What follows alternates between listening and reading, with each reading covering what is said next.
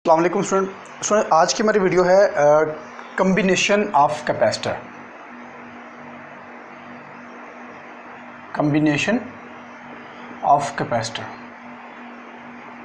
Capacitor का combination कैसे होता है, कैपेसिटर को जोड़ा कैसे जाता है। तो स्टूडेंट, कैपेसिटर को कंबाइन करने के दो मेथड होते हैं। मैं दोनों पैरेलल करता हूं ताकि इसको समझने में आसानी होता है। पहला जो होता है वो होता है पैरेलल कम्बिनेशन,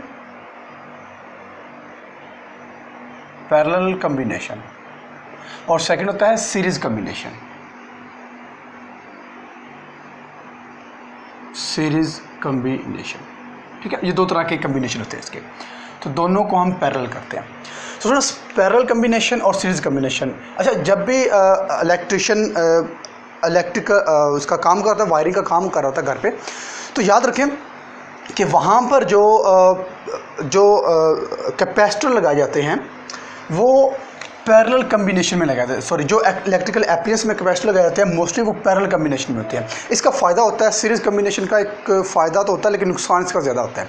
अब क्या होता है वो इंशाल्लाह हम नेक्स्ट डिस्कस करेंगे, लेकिन फिलहाल हम पैरेलल कम्बिनेशन को देखते हैं। सो पैरेलल कम्बिनेशन में जो कैपेसिटर होते हैं वो एक दूसरे के साथ पैरेलल जुड़े होते हैं। जैसा कि मैं सपोज कर लेता हूँ कि मेरे पास एक कैपेसिटर ये है, ये मेरे पास C1 है, ठीक है, और उसके बाद एक कैपेसिटर ये है C2, फिर एक कैपेसिटर हमारे पास ये है और ये है C3। अब सुनो, तीन कैपेसिटर हमने आपस में जोड़ दिए और इनको हमने अटैच कर दिया एक बैटरी के साथ, इस तरह से एक पॉजिटिव और एक नेगेटिव। तो ये सारे के सारे पॉजिटिव होंगे क्योंकि पॉजिटिव प्लेट की तरफ पॉजिटिव और नेगेटिव प्लेट की तरफ नेगेटिव। ये C1, ये C2 और ये वाला C3, तीन कैपेसिटर हमारे पास है। तो स्टूडेंट देखें, यहाँ से जब हम वोल्टेज प्रोवाइड करेंगे, अब ये पैरेलल है तो जितना वोल्टेज कैपेसिटर C1 को जाएगा उतना ही C2 को जाएगा, उतना ही C3 को जाएगा। तो हम कहेंगे कि तीनों कैपेसिटर में जो वोल्टेज की रेशियो होगी वो सेम रहेगी। तो इसमें हम यूँ कहेंगे जो इक्विवेलेंट वोल्टेज हम प्रोवाइड कर रहे हैं वो इक्वल होगा V1 यानी कि कैपेसिटर 1 के अंदर, वही उतना होगा V2 यानी कि कैपेसिटर 2 के अंदर, और उतना ही होगा V3 यानी कि कैपेसिटर 3 के अंदर। क्लियर है यहाँ तक? अब उस पर आ जाए। ये है सीरीज़ कम्बिनेशन। तो सीरीज़ कम्बिनेशन में हम एक ही लाइन में सारे बनाते हैं, जैसा कि ये हमारे पास C1 होगा, ये हमारे पास C2 होगा और ये हमारे पास C3 होगा, और ये सारे के सारे कनेक्टेड हैं एक बैटरी के साथ या जिसको एक सोर्स के साथ, इस तरह से। ये C1 है, C2 है और C3 है। तो इस वाले केस में देखें कि सारे के सारे एक सीरीज़ में कंबाइन है एक दूसरे के साथ, और ये हम वोल्टेज प्रोवाइड कर रहे हैं। अब इस वाले केस में जो वोल्टेज होगा वो C1 में, C2 में और C3 में, तीनों में डिफरेंट होगा। अच्छा स्टूडेंट, डिफरेंट क्यों होगा? देखिए, इसको यहाँ पर हम पहले अंडरस्टैंड करते हैं। सपोज करते हैं कि हम यहाँ से 10 वोल्टेज प्रोवाइड कर रहे हैं, यहाँ पर इस वाले पॉइंट पर 10 वोल्टेज, क्योंकि हम यहाँ से 10 वोल्टेज प्रोवाइड कर रहे हैं तो ये सारे का सारा इस पॉइंट पर आ जाता है 10 वोल्टेज, ठीक है। अब जब वोल्टेज ने इस कैपेसिटर से क्रॉस होना है तो कुछ ना कुछ वोल्टेज इस कैपेसिटर के अंदर ड्रॉप होगा ड्यू टू रेजिस्टेंस। कुछ ना कुछ कैपेसिटर के अंदर वोल्टेज स्टोर हो जाएगा in the form of charge. अगर सपोज करते हैं कि 2 वोल्टेज इसमें ड्रॉप हो जाता है, पीछे कितना बचा 8, तो इस वाले पॉइंट पर अब हमें कितना मिलेगा 8। अब ये 8 यहाँ पर जाएगा, 2 अगेन ड्रॉप हो जाता है, अब हमें कितना मिलेगा यहाँ पर 6, यानी कि इस वाले पॉइंट पर फिर मजीद 6 जाएगा। अब इसमें सपोज करते 3 ड्रॉप हो जाता है, अब हमें कितना मिला 3, यानी कि अब नेगेटिव प्लेट पर हमें जो मिलेगा वो 3 होगा। तो देखिए, इस वाले केस में सीरीज कम्बिनेशन वाले केस में आप देख सकते हैं कि जो वोल्टेज होता है वो ड्रॉप हो जाता है बीच में। एक चीज़ याद रखें, दूसरी खुद ही याद हो जाएगी। इसमें ड्रॉप हुआ, इसमें ड्रॉप नहीं हुआ। अच्छा, इसमें वोल्टेज ड्रॉप नहीं हुआ, इक्वल रहा, लेकिन इसके अंदर वोल्टेज क्या होगा, डिफरेंट हो जाएगा, यानी कि V इक्विवेलेंट जो होगा वो इज इक्वल टू होगा V1 plus V2 plus V3, ठीक है। क्लियर यहाँ तक? इसमें ड्रॉप नहीं हुआ, इक्वल रहा, इसमें ड्रॉप होगा, वो फिर उन तीनों के वोल्टेज को सम करेंगे तो इक्विवेलेंट वोल्टेज आएगा। कैसे?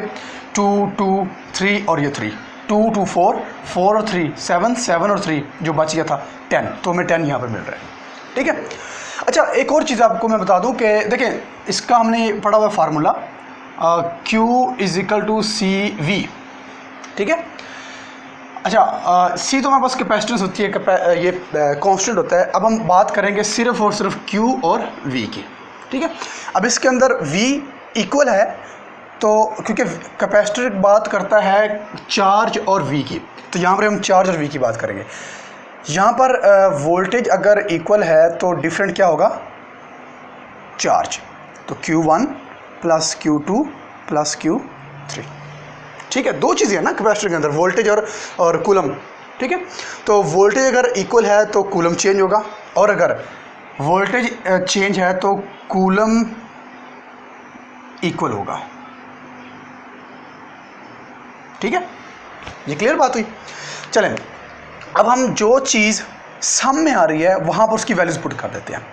तो Q की वैल्यू क्या होती है हमारे पास, Q as we know that Q is equal to CV, ठीक है। तो हम Q की जगह पर ये वैल्यूज पुट कर देते हैं, तो ये हमारे पास बनेगा CV इज इक्वल टू, या फिर इसको हम ऐसे ही रहने देते हैं, मैं दोबारा वैल्यूज पुट करता हूँ। Q1 की वैल्यू Q1 है तो C1 V1, Q2 है तो C2 V2, Q3 है तो C3 V3। लेकिन एक चीज़ ये भी है ना कि जो कैपेसिटेंस है वो सब में सेम रहेगी। अगर एक ही हम चार्ज यूज़ कर, एक ही टाइप के अगर हम कैपेसिटर यूज़ करते हैं तो ये हमारे पास जो C होगा, जो C होगा वो हमारे पास एक जैसा रहेगा। तो C को यहाँ से हम ले लेते हैं जी, C1 C2 C3। इसमें वोल्टेज एक कांस्टेंट आ रहा है ना, voltage V1 equal V2 equal V3, तो वोल्टेज हमारे पास सारा कांस्टेंट है। तो यहाँ से हम वोल्टेज को कॉमन ले लेते, पीछे बचेगा C1 plus C2 plus C3। तो वोल्टेज इधर मल्टीप्लाई हो रहा है, इधर आकर ये डिवाइड हो जाएगा, Q/V is equal to C1 plus C2 plus C3। ये क्लियर है यहाँ तक। अब उस वाले केस में आ जाए। अब जो चीज़ सम में आ रही है उसको पकड़ लें। तो सम में हमारे पास आ रहा है ये वाला V1 plus V2 plus V3। अब यहाँ पर हम V की वैल्यू पुट कर देते हैं। हमें पता है कि Q is equal to VC या CV, एक ही बात है। चलो मैं CV कर देता हूँ। अब हमें यहाँ पर V की वैल्यू चाहिए, तो V की वैल्यू कैसे निकलेगी, Q divide by C is equal to V। तो ये V की वैल्यू हम यहाँ पुट कर देते हैं। तो ये V equivalent is equal to V अगर V1 है तो यहाँ पर आ जाएगा Q1 C1, अगर V2 है तो आ जाएगा Q2 C2, अगर V3 है तो आ जाएगा Q3 और C3, ठीक है। अब जो चार्ज है वो तो सेम है, तो इसको हम 1 2 में नहीं लिखेंगे क्योंकि चार्ज इक्वल है।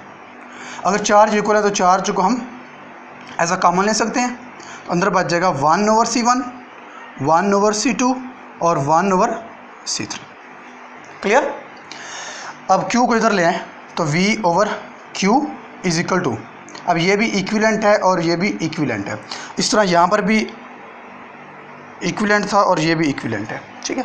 तो ये हमारे पास बन जाएगा 1/C1 plus 1/C2 plus 1/C3। अच्छा, अब Q और V किसके इक्वल है, Q/V, तो मैं यहीं से निकाल लेता हूँ Q/V। तो Q/V is equal to C, तो यहाँ पर हम पुट कर देंगे C। अगर ये दोनों इक्विलेंट है तो ये भी इक्विलेंट ही होगा, C1 C2 और C3। तो ये हमारे पास एक इक्वेशन नहीं। अब वहाँ से कोई इक्वेशन बनाते हैं। V/Q किसके इक्वल है, V/Q। तो हमें चाहिए, यहाँ से हम निकाल लेते हैं Q is equal to CV। हमने V/Q की वैल्यू चाहिए, V/Q। तो पहले हम Q को उस तरफ ले जाते हैं, चले V को इस तरफ ले आए तो बन जाएगा Q/V is equal to C। V को इस तरफ ले आए तो ये Q और V है, लेकिन हमें चाहिए V/Q, तो इस सारे का हम रेसिप्रोकल को ले लेते हैं।